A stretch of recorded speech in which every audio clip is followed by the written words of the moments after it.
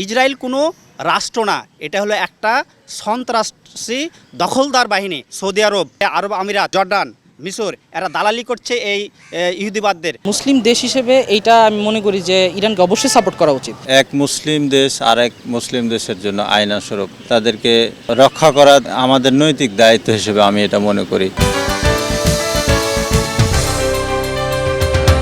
কোনো মুসলিম দেশ পাশে না দাঁড়ালেও এখন পর্যন্ত ফিলিস্তিনিদের পাশে দাঁড়িয়েছে ইরান।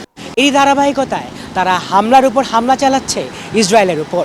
দর্শক, এই নিয়ে বাংলাদেশের সাধারণ মানুষ কী চিন্তা ভাবনা তা নিয়ে থাকছে আজকের জন্ম।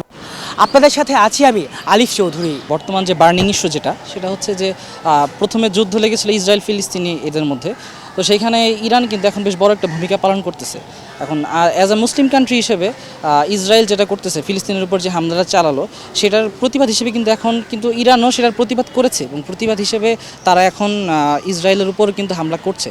তো একজন মুসলিম দেশ হিসেবে এইটা আমি মনে করি যে ইরানকে অবশ্যই সাপোর্ট করা উচিত, কারণ সে যেহেতু মুসলিম দেশ, আরেকটা মুসলিম দেশের উপর যেহেতু অ্যাটাক করা হয়েছে, তো এখন এটা হচ্ছে নৈতিকতার জায়গা থেকে যদি আপনি চিন্তা করেন অবশ্যই এটাকে সাপোর্ট করার যোগ্য।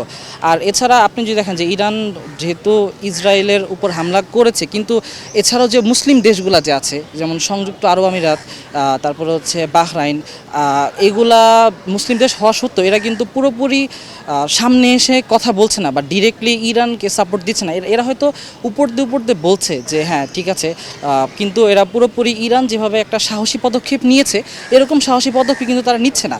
তো এই ক্ষেত্রে আমি মনে করি যে মুসলিম রাষ্ট্র কিন্তু অনেকগুলোই আছে, সবাই মিলে যদি একত্র হয়ে যদি এইখানে কোনো একটা পদক্ষেপ গ্রহণ করা যেত, সেক্ষেত্রে আমি মনে করি যে এইখানে জিনিসটাকে আরও বড় করে দেখা যেত বা ইসরায়েলের উপর আরও বড় করে জিনিসটা একটা চাপ সৃষ্টি করতো আর কি। একজন মুসলিম হিসেবে এবং আমরা বাংলাদেশ অধিকাংশ মুসলিম মানে অধ্যুষিত জনসংখ্যা হিসেবে আমাদের এটা নৈতিক দায়িত্ব যে যেহেতু এক মুসলিম আর এক মুসলিমের জন্য আইনাস্বরূপ, তাহলে একটা দেশ হিসেবে এক মুসলিম দেশ আর এক মুসলিম দেশের জন্য আইনাস্বরূপ এবং তাদেরকে রক্ষা করা আমাদের নৈতিক দায়িত্ব হিসেবে আমি এটা মনে করি।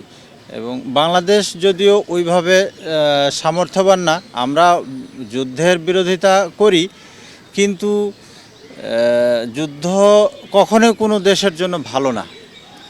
যুদ্ধ বিগ্রহ এগুলো আসলে মানব সভ্যতাকে ধ্বংস করে। একজন মুসলমান হিসাবে ফিলিস্তিনিদের পাশে দাঁড়ানো আমাদের নৈতিক দায়িত্ব। আমরা বিশেষ করে মুসলিম দেশ প্রায় 60টির উপরে আছে, কিন্তু একমাত্র ইরানই এই ফিলিস্তিনের পাশে দাঁড়িয়েছে। আর এ দাঁড়ানোর কারণে ইসরায়েল কিছুটা হলেও সন্ত্রস্ত হয়েছে। তা আমাদের সকল মুসলিম দেশকে, বিশেষ করে মধ্যপ্রাচ্যে সৌদি আরব, তারপরে আরব আমিরাত এবং আরও যে সকল দেশ আছে, এই জর্ডান, মিশর এরা দালালি করছে এই ইহুদিবাদদের। ইসরায়েল কোনো রাষ্ট্র না, এটা হলো একটা সন্ত্রাসী দখলদার বাহিনী, আমেরিকার দখলদার এটা বাহিনী। এবং তাদের এই ইসরায়েলে থাকার কোনো অধিকার নাই, তারা দখলদার। তাদের বিরুদ্ধে সকল মুসলিম রাষ্ট্রকে একসাথে একযোগে তাদের বিরুদ্ধে প্রতিরোধ গড়ে তোলা নৈতিক দায়িত্ব। ইরানের এই ভূমিকাটা সঠিক এবং তারা ন্যায়ের পথে লড়ছে, তাদের পাশে আমাদেরও দাঁড়ানো উচিত। তারা যেটা করেছে আরও অনেক মুসলিম বিশ্বের আরও অনেক দেশকেই এগিয়ে আসা উচিত, কিন্তু আমরা এগিয়ে আসতে না পারলেও আমাদের এটা সমর্থন আছে এবং আমরা এটা তাদেরকে ধন্যবাদ জানাই এবং আমরাও নৈতিকভাবে বা মানসিকভাবে তাদের পাশে থাকব। সবাইকে, অন্যান্য মুসলিম বিশ্বের আরও যারা দেশ আছে সবাইকে শিক্ষা নেওয়া উচিত এবং সবাই অন্তত তাদের পক্ষে কথা বলা উচিত এবং নৈতিকভাবেও সমর্থন করা উচিত। বিশ্বের যত মুসলিম আছে সবাই এটার প্রতিবাদ করা উচিত, মানে ইসরায়েলের বিরুদ্ধে সবাই দাঁড়ানো দরকার। আর ইরান যেভাবে পাশে দাঁড়িয়েছে এটা কীভাবে দেখছেন? ইরানের যেমন দাঁড়াইছে এরকম মনে করেন যে আমাদের বাংলাদেশ থেকেও দাঁড়া দরকার বা অন্য বিশ্বের যে মুসলিম দেশগুলো আছে এগুলো দাঁড়া দরকার। ইসরায়েল ওরা তো মানে সবসময় মুসলমানদের উপর আগ্রাসন চালায়, বরাবরই দিকে আসছে এবং এটা বহু আগের থেকেই সেই ইরানকে টার্গেট করছে। ধরেন ইরান একটা মুসলিম বিশ্বের মধ্যে শক্তিশালী দেশ এবং এই ক্ষেত্রে এরা বহুদিন ধরেই চেষ্টা করতেছে কিভাবে ইরানকে মানে দমায় রাখা যায়, কিন্তু ইরান অনেক দিন ধরে সহ্যই করছিল, এরা এভাবে অ্যাটাক করতে চায় নাই।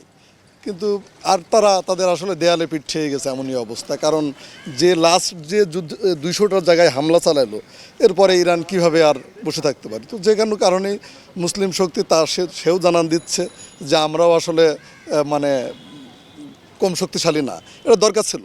এবং দরকার ছিল এই সাথে আরও মুসলিম দেশের সমর্থনও দরকার ছিল এই ক্ষেত্রে। মুসলিম হিসাবে মুসলিম হিসাবে আমি ইরানের এটা সাপোর্ট করি। জনমতের এবারের পর্বে এই ছিল আমাদের কাছে। দেখা হবে আগামী কোনো এক পর্বে ও কোনো এক প্রসঙ্গ নিয়ে।